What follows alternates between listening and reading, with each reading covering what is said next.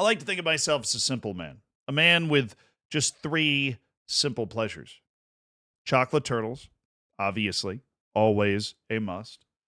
People that seem particularly overconfident about something they know nothing about on the internet. That's something I really enjoy. My third simple pleasure, though, is an all time underdog story. I root for underdogs all the time.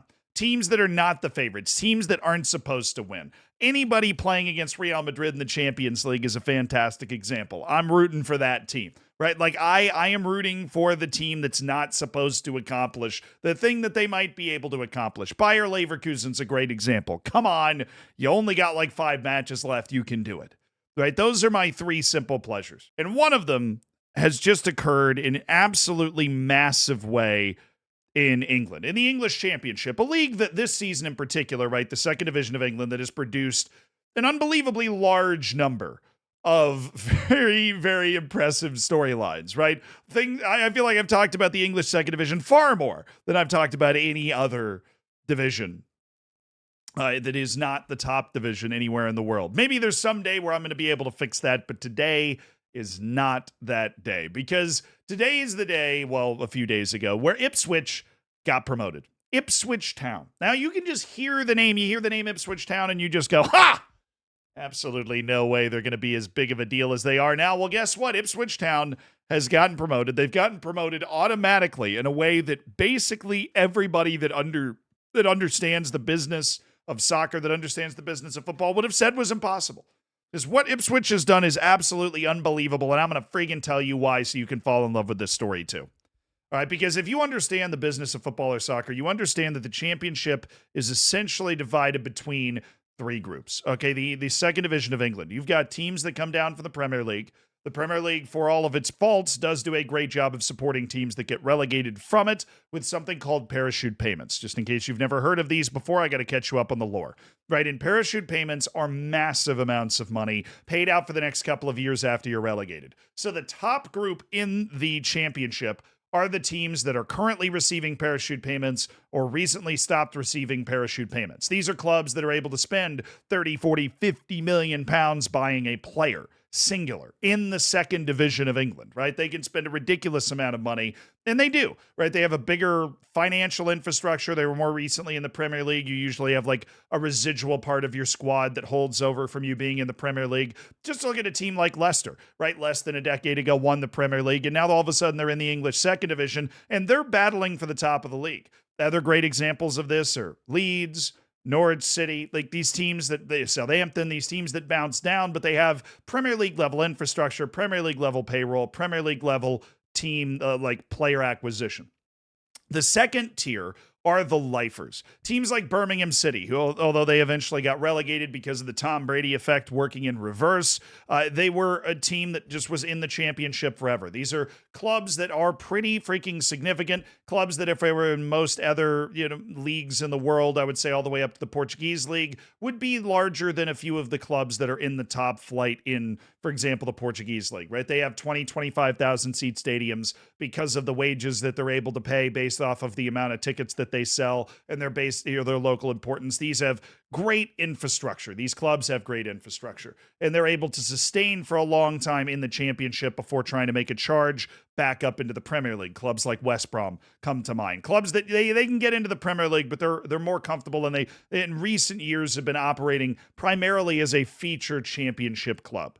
Other great examples are QPR, Stoke after they got relegated. You've got Cardiff, you've got Swansea. These teams that they're big clubs. They're able to sustain themselves, but they haven't been up in the Premier League in a significant way in a while, where their infrastructure could kind of change and they're just kind of stuck in the championship. And then there's the third tier. These are the teams that are not supposed to be able to contend at this level. They're smaller clubs with smaller payrolls that battle their way up through League One, which is a way lower level than the championship. And then once they get to the championship, they just try to survive for a few seasons before going back down. Plymouth, Rotherham, and these types of clubs that they're very happy to be in the championship in the first place. To be playing against these clubs that were so recently in the Premier League is a big experience for them. And that is a very impossible tier to get promoted out of. Now, I'm not going to be the one that says that Ipswich Town belongs to that third tier. But they certainly don't belong to the first one, and it would be harder to make an argument for them being in the second tier than in the third tier, because Ipswich was a regular championship team for a long time. Right, from 2004 to 2019, they were in the championship. They were last in the Premier League in 2002 when they got relegated in 18th place. So any potential payments that they would have been getting, they went away a long time ago. But I wouldn't go as far to say Ipswich is like one of those smaller clubs. Like, Ipswich does have the support, but this is a team that kind of rotted out, and a team that for the last 4 years leading up to this season was in League One, the third tier of England. 2 years ago, Ipswich Town was finishing 11th in League One.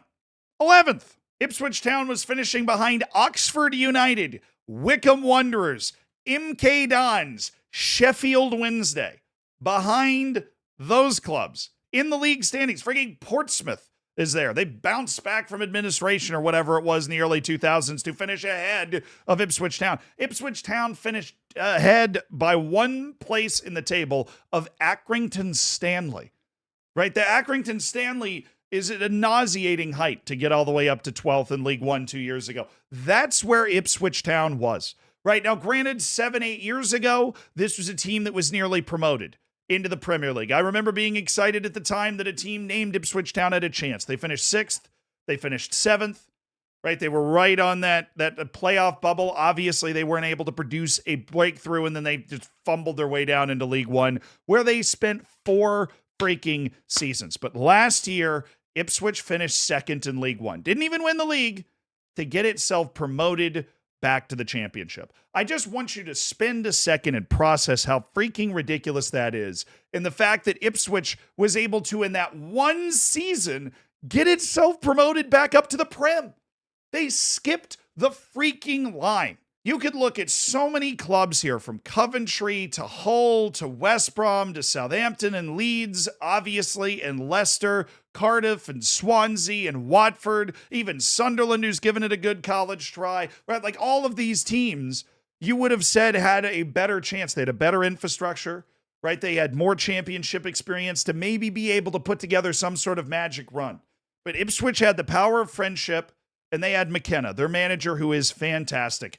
And they exploded by all of these teams in that mid-table mess of the championship. And they exploded by all of those teams that are getting those Premier League parachute payments. The teams that are spending a lot of money on players that Ipswich does not have. Well, Ipswich didn't need it. And they got promoted in one of the most grueling seasons you'll find anywhere in the world. 46 matches, they only lost 6 of them. That means 40 matches that they played in the championships this season. 40 out of 46, they did not lose. The fewest losses in the championship by 4. No other team in the championship produced single-digit losses. No other team. And it wasn't like they were just patty caking around. They had the second most wins out of anybody in the league, too. They only didn't win the league by a single point against a Leicester City team that, honest to goodness, probably wouldn't have gotten relegated from the Premier League this season, the way things are going upstairs. There's a very, very unbelievably good Leicester City team, followed up by a club whose nickname is the Tractor Boys and hasn't been in the Premier League in 22 years and just spent 4 years in the doldrums of the English third division. Absolutely preposterous. And it was made even more special by this. This is actually probably the most touching thing I saw around everything. It's Ipswich Town defender Harry Clark, this is Men in Blazers tweeting this out, displays raw emotion after winning promotion for his hometown team. He was less than 18 months old when the Tractor Boys were last in the Prem. He will now play for the club he grew up supporting in the top flight. And they're serenading him with the classic song here. Harry Clark is one of our own. He's one of our own. He's one of our own. Harry Clark is one of our own. Come on. Harry Clark is one of our own. Don't know why I accidentally paused it there, just trying to keep you on your toes, but this is just the beautiful part of football. This is what football is all about. Right? I spend so much time on this channel getting mad about stuff, talking trash about stuff, talking about this is bad, this guy's bad, this team is bad, and here is why. Right? This is what it's all about. right? Because Leicester City has all the right to celebrate as well. They won the title. They clinched automatic promotion. I'm not saying it means less to them. But to have these moments of unexpected joy, to have these clubs that everything just clicks, and a couple of players that got overlooked are able to carry a team like Ipswich past teams that, quite honestly, should be able to beat them. Like if you're sitting there and you're Leeds, you're going, how the hell did this happen? If you're Southampton, you're going, how the hell did this happen? Right? We have the resources to be able to dominate a team like Ipswich, but the people running Ipswich and the players at Ipswich and the coaching staff at Ipswich, led by McKenna, they just did their job better. They played better, they got better results, and they undoubtedly deserved, that's the most amazing part, the promotion they've ended up earning. There was no cheeky way that they went about this. They clinched it by 6 points. They clinched it with the fewest losses and the second most wins. And just look at what it meant to the community as well. This is something, the fact that there's no pro rel in the United States makes me feel so robbed of moments like this.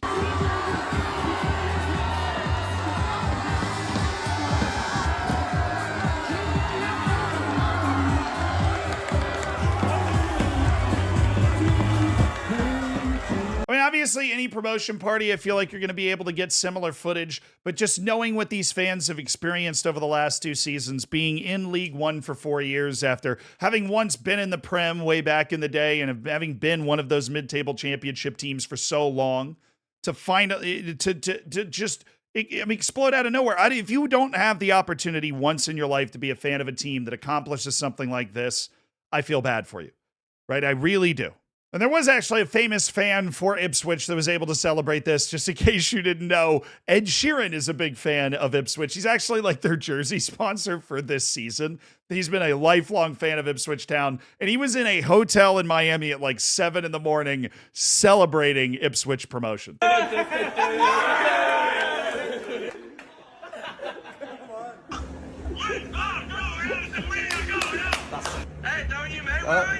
I'm in Miami. I've got to pay for the sponsorship somehow. I'm back on Wednesday. That's great. He's FaceTiming the team, which is awesome. And they're like, where are you? I'm in Miami. I've got to pay for that jersey sponsorship somehow. Just a beautiful story. Congratulations to Ipswich Town. I hope they're able to make a good go of it, like Luton, who was a similar great story last year, has been able to make a good go of it in the Premier League this year. I think the world's game is better for it. The more teams like this and Heidenheim in Germany are able to kind of make it into the top flight unexpectedly and just grow the game and grow the mystique, right? We want the magic of the game. This is the magic of the game. 2 years ago, 11th in League Two. Last year, they were in the same league as a team called Forest Green Rovers. Forest Green Rovers has been relegated in successive seasons. They're now in the 5th tier. Ipswich is headed to the 1st. Sometimes you just can't make this stuff up. Incredible.